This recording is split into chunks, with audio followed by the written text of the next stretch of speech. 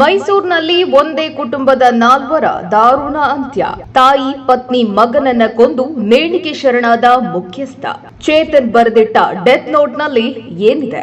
ಘಟನೆಯಿಂದ ಆಘಾತಕ್ಕೊಳಗಾದ ಸಾಂಸ್ಕೃತಿಕ ನಗರಿ. ಸ್ಥಳಕ್ಕೆ ಪೊಲೀಸರ ಭೇಟಿ, ತನಿಖೆ ಚುರುಕು.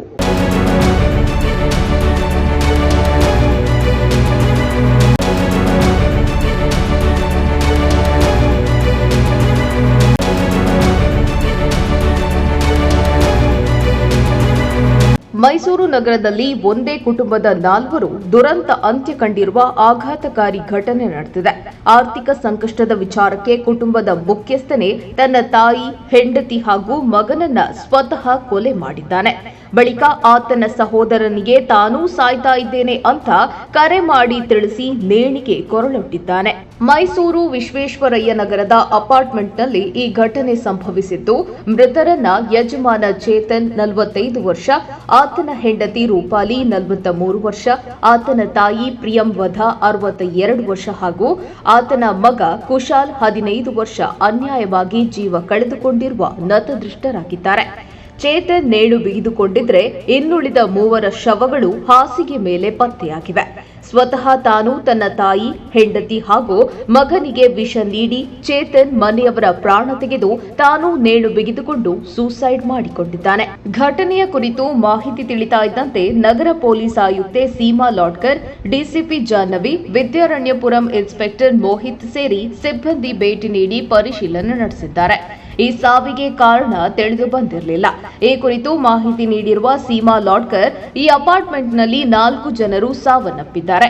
ಮೃತ ಚೇತನ್ ಸೌದಿ ಅರೇಬಿಯಾಗೆ ಇಲ್ಲಿಂದ ಕಾರ್ಮಿಕರನ್ನ ಕಳುಹಿಸುವ ಕೆಲಸ ಮಾಡ್ತಾ ಇದ್ರು. ಇದರಿಂದ ಕಳೆದ 2019ರಲ್ಲಿ ಸ್ವಂತ ಅಪಾರ್ಟ್ಮೆಂಟ್ ಖರೀದಿಸಿದ್ರು. ಮಗ 10ನೇ ತರಗತಿ ಓದುತ್ತಿದ್ದ. ಈತನ ಅಣ್ಣ ವಿದೇಶದಲ್ಲಿದ್ದಾರೆ. ಈ ಚೇತನ್ ಅಣ್ಣನೇ ಮೃತ ಚೇತನ್ ಹೆಂಡತಿಯ ಪೋಷಕರಿಗೆ ಬೆಳಗಿನ ಜಾವ ದೂರವಾಣಿ ಕರೆ ಮಾಡಿ ಅಪಾರ್ಟ್ಮೆಂಟ್ ಬಳಿಗೆ ಹೋಗಲು ಹೇಳಿದ್ದಾರೆ.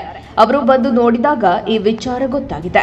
ನಿನ್ನೆ ಸಂಜೆ ಚೇತನ್ ಕುಟುಂಬ ದೇವಸ್ಥಾನಕ್ಕೆ ಹೋಗಿ ಮನೆಗೆ ಮರಳಿದ್ದನ್ನ ಕೆಲವರು ನೋಡಿದ್ದಾರೆ ಎಂದು ಪೊಲೀಸ್ ಆಯುಕ್ತೆ ತಿಳಿಸಿದ್ದಾರೆ.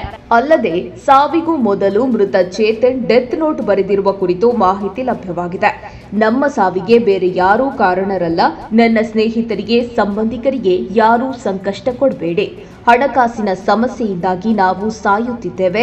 ನಮ್ಮನ್ನ ಕ್ಷಮಿಸಿಬಿಡಿ. ಐ ಆಮ್ ಸಾರಿ ಎಂದು ಚೇತನ್ ಡೆತ್ ನೋಟ್ನಲ್ಲಿ ಬರೆದಿದ್ದಾರೆ. ಪೊಲೀಸರ ಪರಿಶೀಲನೆ ನಂತರ 4 ಮೃತದೇಹಗಳನ್ನು ಕೆಆರ್ ಆಸ್ಪತ್ರೆ ಶವಾಗಾರಕ್ಕೆ ರವಾನಿಸಲಾಗಿದೆ. ಬೆಳಗಿನ ಜಾವ 4 ಗಂಟೆಗೆ ಕರೆ ಮಾಡಿ ನಾವು ಆತ್ಮಹತ್ಯೆ ಮಾಡಿಕೊಳ್ಳುತ್ತಿದ್ದೇವೆ ಎಂದು ಹೇಳಿ ಫೋನ್ ಕಟ್ ಮಾಡಿದ್ದಾನೆ. ಆಗ ಚೇತನ್ ಪತ್ನಿಯ ತಂದೆ ತಾಯಿಗೆ ಕರೆ ಮಾಡಿದ ಭರತ್ ತುರ್ತಾಗಿ ಅಪಾರ್ಟ್ಮೆಂಟ್ಗೆ ತೆರಳುವಂತೆ ಹೇಳಿದ್ದಾರೆ. ಚೇತನ್ ಅತ್ತೆ ಮನೆಗೆ ಬರುವಷ್ಟರಲ್ಲಿ ಆತ್ಮಹತ್ಯೆ ಮಾಡಿಕೊಂಡಿದ್ರು. ಮನೆಗೆ ಬಂದು ನೋಡಿದಾಗ ಸ್ವತಃ ಚೇತನ್ ತಾಯಿ, ಪತ್ನಿ, ಮಗನನ್ನ ಕೊಲೆ ಮಾಡಿದ್ದಾನೆ ಎಂಬುದು ತಿಳಿದು ಬಂದಿದೆ. ಘಟನೆ ಕುರಿತಂತೆ ವಿದ್ಯಾರಣ್ಯಪುರಂ ಪೊಲೀಸ್ ಠಾಣೆಯಲ್ಲಿ ಪ್ರಕರಣ ದಾಖಲಾಗಿದೆ.